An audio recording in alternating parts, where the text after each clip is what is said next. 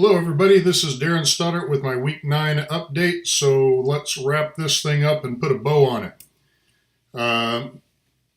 DRAGONwagon hauls 300 pounds of your gear, whether you're going from your Dodge to your Lodge, your Ford to the field, or the Smart to the sand. That's unchanged from last week. I'm comfortable with that. I'm going to keep rolling with it. I've had a couple of good weeks of customer interviews. This is still kind of building on that physical prototype that I built. Was able to get a lot of people that were interested in it and talking to me, which was my hope several weeks ago from the beginning of the term. Just as you know, it took me a little bit longer to pull it together, and I'm getting ready to disclose a little bit more about what that prototype and video was. So in week 9 here, I've had a chance to talk to a money guy, which was great. I had a couple of people that I went back and revisited with that I'd talked to in the past.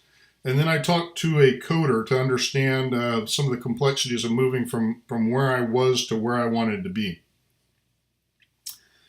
On the development report, as I have in weeks past, I was looking at 3 main hypotheses over the last couple of weeks. The first one would be that the autonomous control is something that I could push off into Horizon 2, meaning that the next iteration or version of the product. So the thing that was suggested being self-propelled seems to be good enough. Everybody that I interviewed was comfortable with that as a feature. You'll remember perhaps from my business model canvas, I talked about this notion of meeting the maker as a way to manage the relationships.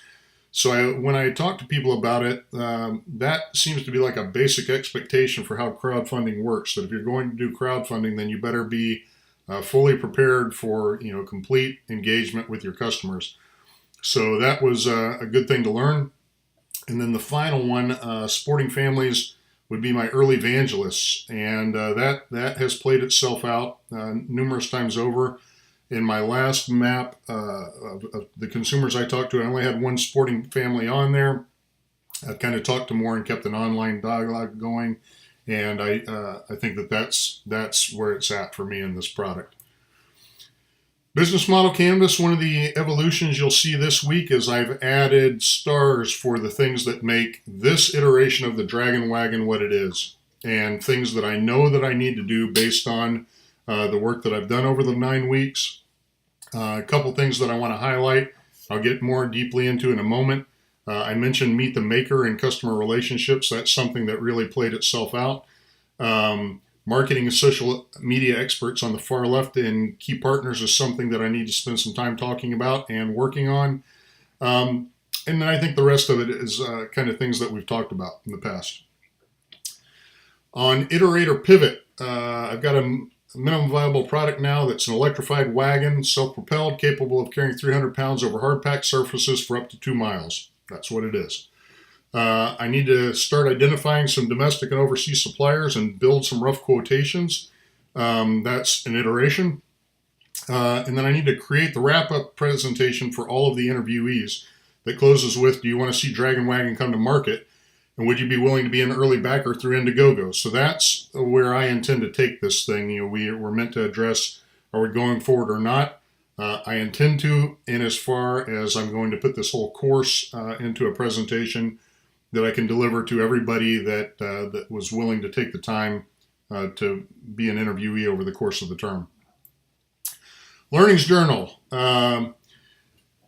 Even when I've built a product or we've built products for what we think is a broad consumer base, it can still be difficult to interview.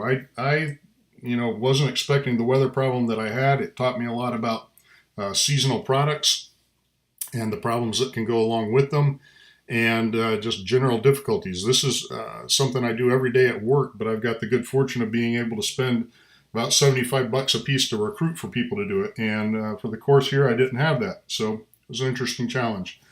I think 2D works well enough until it doesn't. The storyboards that I presented a while back, I thought was a really good tool. I probably could have done that earlier and put off building the physical prototype a little longer. The third point is something that I promised to disclose, which is the staged videos are incredibly effective. So what you saw in the video, where you saw the DRAGONwagon tooling down the beach all by itself, if you were to look really closely at that, you'd see a zip tie that might look like an antenna up on the handle for the wagon. So I did completely build the thing. It is completely self-propelled, and it is really close to what the MVP would be. It's not, that version at all is not self-driving. So what I did is I took the zip tie and I held the switch open on it, or the circuit closed, if you will, so that it could go down the beach by itself. And then I was kind of following it with the camera, and I set the speed low enough that it wouldn't be able to get away from me. So I faked that.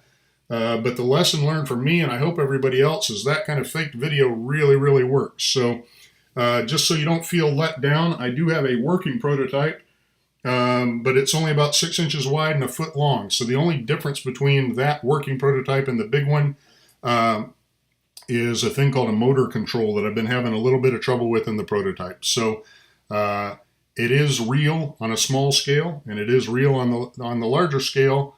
But the video implies something that wasn't really happening, and for whatever it's worth, that worked out pretty well. Next point, an intense 10 weeks is long enough for a thumbs up, thumbs down. I'm completely confident saying that DRAGONwagon is going to work or not work. Certainly could be within the span of another week. It's been an intense 10 weeks, 9 weeks for me, as I know it has for all of you as well.